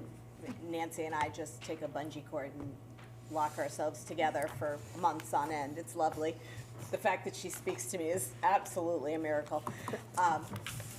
The look on her face says, I don't speak to you, have you not noticed? But these are the pieces, and this is very similar to what we did last year and very similar to what's been done in years prior to that. Our budget process has a couple of drivers that are non-negotiables. So under town charter, we must submit our budget to the town before March 15th. or maybe it's on, I'm sorry, it's either on or before March 15th. Paul respectfully asks, he needs to have his budget also put to bed on March 15th. So in order to do that, he really wants our number by March 6th at the absolutely latest. And, you know, as we sit here in the beginning of November, it seems to me we comply with that. I mean, there'd be no reason to not. So we work backwards from there. Other things that are in motion, the joint meeting between the Board of Selectmen and Board of Education would be March 24th. The annual town budget meeting is by town charter. It's, I don't even remember what the language is, but it's like the Tuesday after the Monday of the whatever. That date is determined. And then the referendum has to be 14 to 21 days after the town meeting. So those things, like, we don't control. So everything from March 6th down, those are happening. Everything before that, we have some discretion. So 11/11, of course, is tonight. We're reviewing the calendar. I would like to propose to you all that our committee night for December is set to be December 23rd. I would like to suggest that we forego that out of decency, kindness, or not forego it for that matter, but I would like to suggest perhaps instead of it, a little earlier in the month before things get, you know, really ramped up, that we have a regular board meeting on Tuesday the 9th. It'll be a lot like this. That Thursday night we meet, last year Nancy and I hosted a budget priorities workshop with the board, and what I'd like to do is we met at Pearson School. I would do that again, and it's not a meeting like this around a table, but it's a work session where I'm gonna facilitate and ask you a lot of questions about what's important to you and what you think we should be focusing on as we go into the budget season. And I need to do that on the early side because I wanna use your input as we make decisions about what ends up on the cutting room floor and what ends up in a budget. So that's what I was proposing for that, so that's a Thursday, and we could do that at 6 or 7 or whatever time made that work. So what date would that be changed to now? Well, it would be December 11th. Oh. And I was sort of saying instead of doing a committee meeting, but that's actually a separate conversation. I mean, and then we're, our next committee meetings are January 27th, and much like last year, Nancy and I, Nancy will drive and I will just sit on the side and poke fun. But we did last year, and I think the board appreciated a sort of budget 101 workshop, as we now are gonna be at that point, like really gearing up into the season, where we'll sort of take you through all of the terms that are used and some of the things that I did very lightly tonight with the worksheets, but to really help you feel like you know all the pieces that you need to know to participate in reviewing our budget. In the beginning of February, I present the budget to you in its entirety. I'll give you a full booklet of the budget at the end of that presentation, but I'll do all the things. We did it here in this room. It was still facing the other direction. That's so funny. I knew something didn't seem right. I was facing that way. So I will present the budget to you that night, give it to you in written form, and then in short order, we follow that with repeated meetings. The first budget workshop night, I'll identify for you which pieces of the budget we're gonna be sort of workshopping, and that'll give you an opportunity to send questions ahead of time. It'll give you the opportunity to sort of dive in on part of the budget, so you're not trying to absorb it all in one night for a meeting. So we'll do a couple of those. The goal will be, by the end of the third one of those, if I've done my job well, you'll be ready to adopt. I'll say this now and say it again when we get to it. My goal, if I do my job well, by the time you vote as a board to adopt a budget, it will be your budget, and you will believe in it, and you will think it is the right budget. I will never ask you to approve my budget and go with it if you don't believe in it. By the time you're voting on it, my goal is for you to own it and think it's the right budget. There's a little bit of time between the 12th and when it has to be in Paul's hands. Any changes that you make throughout the process, we need a minute to go back to all the documents and redo them to get them ready for Paul. And there's enough room in there that if after the third workshop, the board doesn't own it yet and you're just not ready, there's room to add a meeting if need be, or even two if need be. This last season, we probably added at least two that weren't on the schedule, because the board was still deliberating. And so, again, we'll add what we need to, but you need to have a little bit of a cushion in case you need to. Best case scenario, you love it, you pass it, and you have a week off. So that's what I've got for you. So we're looking at December as in lieu of our committee meeting? I would propose it that way. So instead of having a committee meeting, we would meet earlier and do that in December? December 15th is a committee meeting that we would be nixing. You're on next year's No, committee yeah, meetings. yeah. Sorry. No. Yeah. But yeah. Right, it's December 23rd this year. Yeah, gotcha. Everyone okay with that? Yeah. Okay. Yes. Because that's probably what we'll be heavily talking about in the committee meeting anyways. Right. And then the March 24th is also going to be in lieu of a committee meeting because that's the night we would typically meet for the committee. Right. Okay. Julie, will you send calendar invites to all this? Absolutely. And the committees as well? Yep. Thank you. All right. Make a motion to approve the budget calendar. Make a motion to approve. I'll second it. Shane. And Frank second.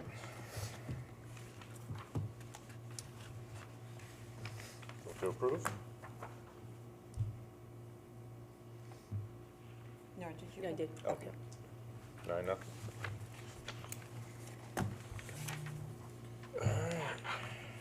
On to selection of representatives for Gilbert School Corporation. We have, I believe, 3 seats available, as Jonathan will stay on for his term. How do we, So we have 4 seats on the Gilbert School Corps. Jonathan, under the bylaws, continues his spot. There are 3 open. So I would say you can nominate yourself or someone else. I think probably you should nominate yourself because it's a commitment and you have to be willing to make it. So we're, I guess, asking who's interested in serving on the Gilbert School Corps. If there are exactly 3 of you, Jonathan, you wish to continue, I believe you told me, right? So if there are exactly 3 of you, that's done. If there are more than 3 of you, then we would vote. If there are less than 3 of you, we currently have a community member, Joanne Galinsky, am I saying her last name right? I think so. Who is willing to continue if we don't have 4 board members willing. I'd like to volunteer myself, so. I would Shane also, Centrella. I would like to continue.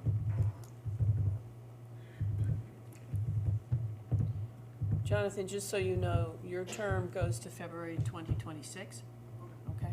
At which point then, the next person or whomever is appointed goes from February to November of 2026. You got grandfathered in before the change of the bylaws. What Nora's referring to is we, following all of the right voting protocols, Right. switched our bylaws to line up so that our Gilbert seats matched our new board member seats. They were not aligned in our bylaws, and now they are. But Jonathan predates that change. So, just for the newer members, Gilbert meets usually the Wednesday, the second Wednesday? Third Wednesday of every month. So remember that as you're considering. No, when Jonathan's term is up, though, at that point, is there another opportunity Yes. to, Yes, Mm-hmm. we'll have to fill it at that Yep. point. Yep. So we're looking for one more. No. Thought you had 3. We need 4. Oh, Jonathan is one of the Jonathan's your 3, Oh, I'm sorry. 4 in all. I need to get my feet wet Oh, here okay. first. And let my family adjust to this new commitment. Fair enough. Agreed. Am I right Yeah. in thinking Gilbert Okay. committees meet immediately prior to Gilbert meetings, right? So it's, Them too. There's other committees that meet as needed.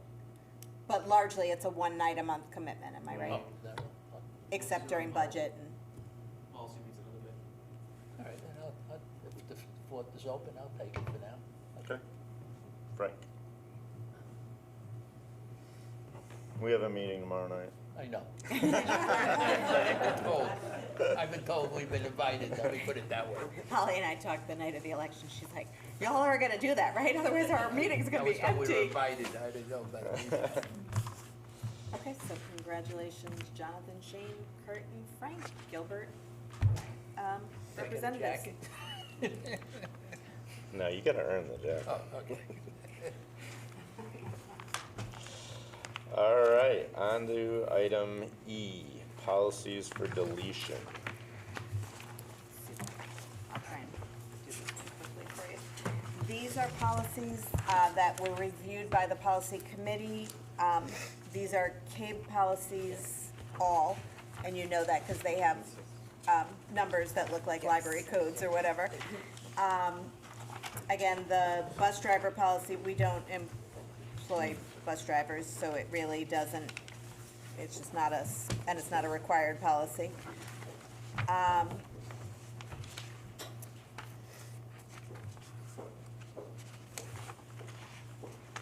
Also not a required policy. The next one.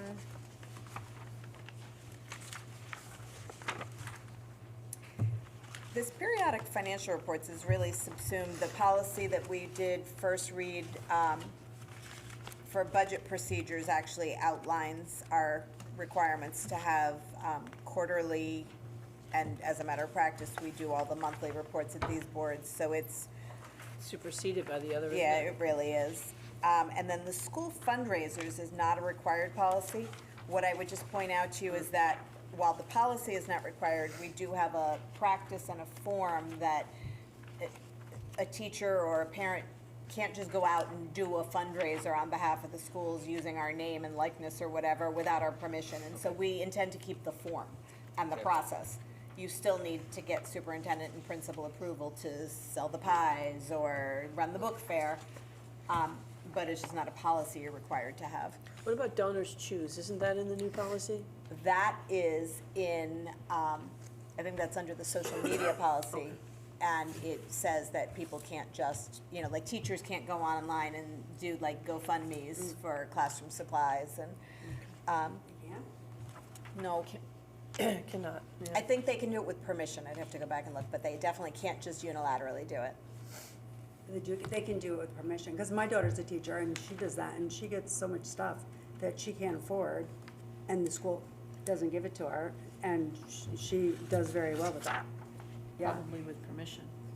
I don't know if she gets permission or not, but I mean, is it something that you don't allow, or if somebody asked you, you would say, sure, okay? I would go back and look at the policy.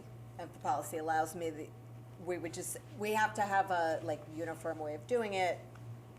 We don't want to overburden the community, so we would look at it in the larger Well, context. I've noticed that, like, a lot of her friends give her. and Yeah, people parents. outside of the community. Her parents, yeah, so, yeah, that Right. kind of stuff. I would go back to our policy, and within what we're allowed to do, we would make good decisions, of course. Do any organizations now help fund that? And on Long Island, what we did was the Rotary Club would do it, the veterans organizations through the ladies auxiliaries would do it. In other words, like this past year, September, they would go out and get the backpacks, buy backpacks for everybody. So the Buy local backpacks. police department does, I don't want to say stuff a bus, stuff a cop car, I guess it was this year, where they gathered school supplies and backpacks and then let the kids come shop in the police car, Oh. things like that. Yeah. Yep, and we also have nice partnerships that don't necessarily land in things, although eyeglasses, like the Lions Club one year, and who are the two groups that do the vision for us? And is it the Lions Club? Am I right about that? Yeah. So, and they have glasses for the kids. Kids. Yeah. Okay. The policy on page 28, business equipment authorized school use of own materials. Do we have anything that's akin to this from Shipman, so that we don't have people just using materials and supplies and whatever in the building, equipment without permission?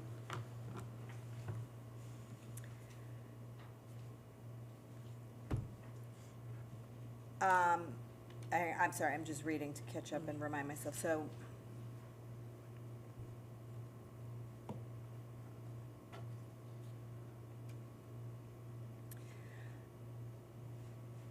the piece about the students, so actually, some of this you can't, like, under the law, there are certain things you can't charge kids for and things like that, but the staff piece of it, you mean like if a teacher said, well, I'm gonna take home my desk and use it. Or I need a projector because my anniversary's coming up over the weekend and I need the screen, can I take it home?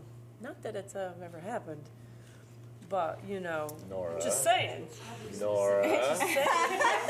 Not that I know anything specific to any specific place, time, or person, but just to say, I mean, buildings have LCDs and buildings have stuff.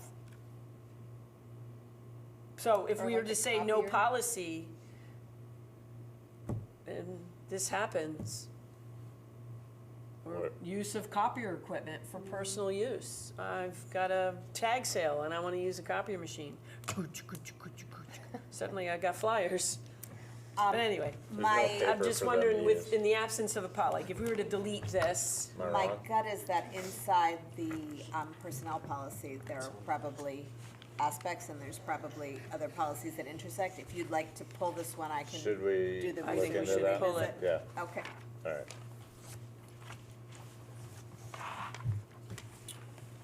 I knew that at a previous time, but of all the things I prepped tonight, that one got away All from me. right, so that is the equipment. So that's item 2, yes. All right, so we're gonna keep that, we're gonna pull that.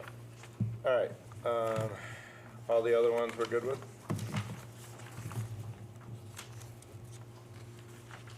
So someone could make a motion to delete items 1, 3, and 4 under policies for deletion, just say it that way. All right, I'd like to make, who would like to make a motion to delete 1, 3, and 4? Make a motion to do so. Second? Second. Shane first, Christine second. All in favor?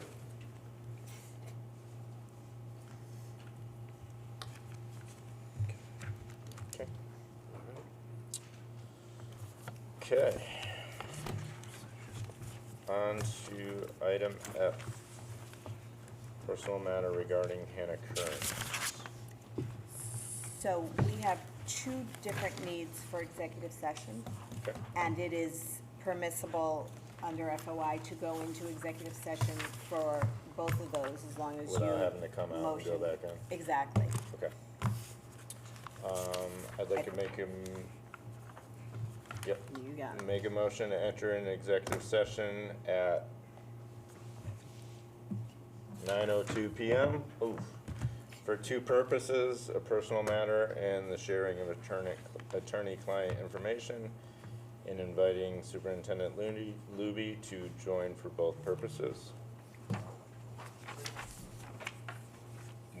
You wanna make the motion? I'll make a motion.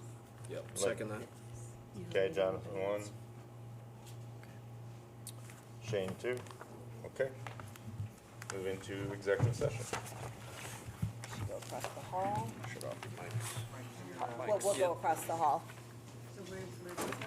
blue room. We're gonna go right across the hall. Okay, and the ladies are in Down the hall to the left. the, I'm going there first. Very wise.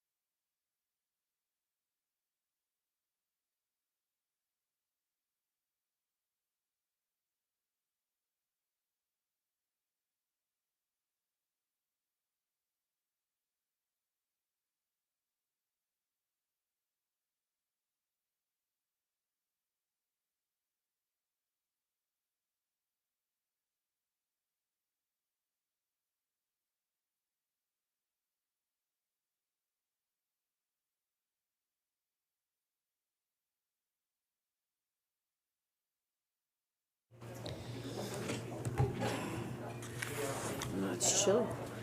Oh, now it's cold. It was really warm in that room. Ah, that's what it was? Warm in that. Yeah, it was nice. We've had to open a window in that room before, haven't we? Yeah, we have, actually. Mic's on? Yep. Okay. Coming out of executive session at 9:43 PM.